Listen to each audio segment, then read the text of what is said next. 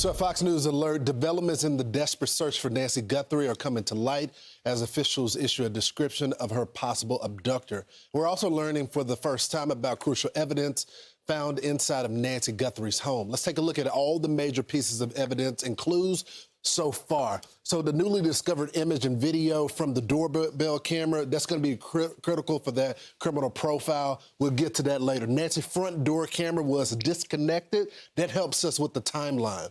The blood found on the porch was Nancy Guthrie's. That's also the patterns there. We'll get to that later. Can tell us what condition Nancy left in. The pacemaker lost connection with the phone. This gives us, again, a timeline of everything that's happening. The alleged ransom letter sent to news outlets haven't been confirmed if this is the abductor yet.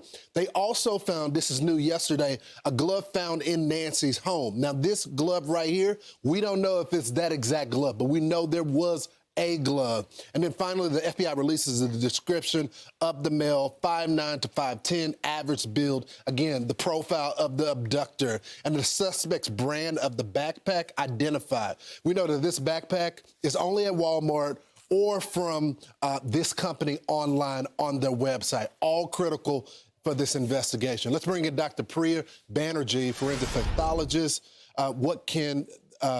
She's going to help us understand what the blood spatter on Nancy's front porch tells us about the state she was in. Dr. Banerjee, can you give us some information about the pattern of that blood spatter and the impact on this investigation?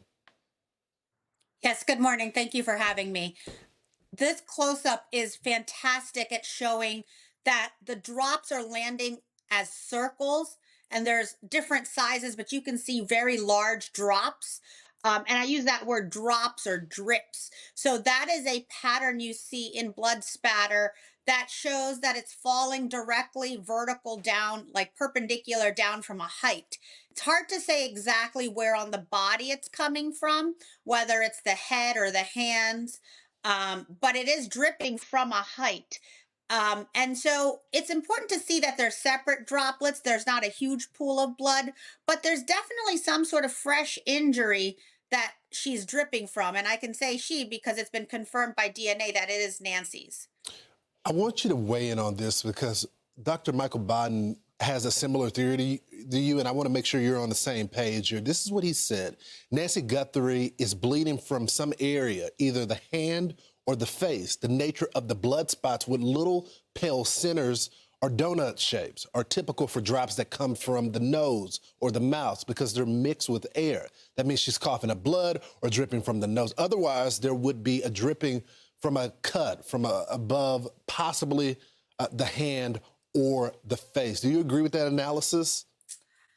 I think if it's breathed out, it's finer, but if it's a drip, it's quite possible to show the pattern that's there. Some of them have a little bit more clearing, like target like, and others are more solid. So I don't know if it's completely respiratory, but it could be anywhere, the nose, the face, the head, the hands.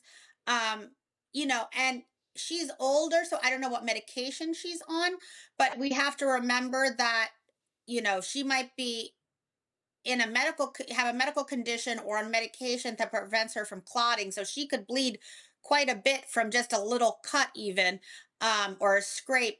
So yeah, you can see some of them definitely do have clearer centers and some are more solid. So it's quite possible it could be from the nose or the mouth. Again, the upper area or the hands as drips. So, Doc, I have a different question in a different lane, but you're familiar with these labs and how to get DNA. How long Yes.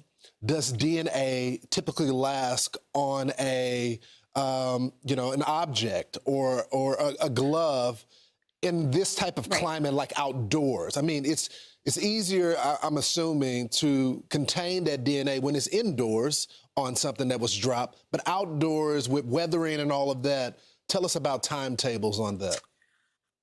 Right. So there's no certain like minute or hour, but you're very astute. So inside the house is going to be a more normal environment, right? Controlled. So that's going to be our best bet. Something outside, it is very hot in Arizona. It's exposed to the elements. I don't know if it's rained or not, but once it's secured, it's obviously in a better state.